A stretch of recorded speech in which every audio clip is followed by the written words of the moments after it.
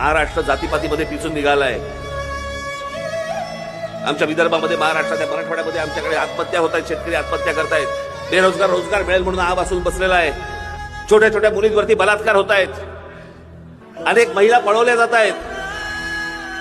अनेक प्रश्न या महाराष्ट्रामध्ये निर्माण झालेले असताना या राजकीय खेळ यांचा जो सुरू आहे, उद्या येतील तोंडावर पैसे फेकून मारतील तुमच्या. कारण त्यांना माहिती आहे हे समोर हे बसलेले हे चिडत नाहीत, हे काही चिडू शकत नाहीत.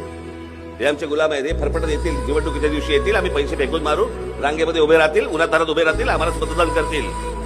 हा बाबांनो त्यांचा समज जोपर्यंत तुम्ही खोडून काढत नाही, ह्यांना ह्यांची जागा दाखवत नाही, ह्यांना ह्यांची लायकी दाखवत नाही, तोपर्यंत काहीही घडणार नाही.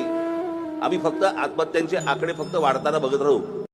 आणि जर पुन्हा याच लोकांना जर तुम्हाला मतदान करायचं असेल, तुमचं आयुष्य तुम्हाला लख लाभो.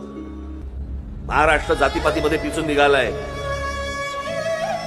आमच्या विदर्भामध्ये, महाराष्ट्राच्या मराठवाड्यामध्ये आमच्याकडे आत्महत्या होत आहेत, शेतकरी आत्महत्या करतायत, बेरोजगार रोजगार मिळेल म्हणून आवासून बसलेला आहे, छोट्या छोट्या मुलींवरती बलात्कार होत आहेत, अनेक महिला पळवल्या जात आहेत.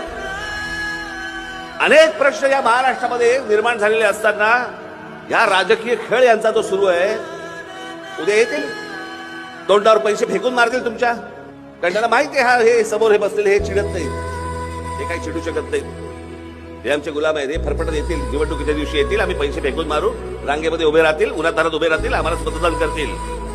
हा बाबांनो त्यांचा समज जोपर्यंत तुम्ही खोडून काढत नाही, ह्यांना ह्यांची जागा दाखवत नाही, ह्यांना ह्यांची लायकी दाखवत नाही, तोपर्यंत काहीही घडणार नाही. आम्ही फक्त आत्महत्यांचे आकडे फक्त वाढताना बघत राहू.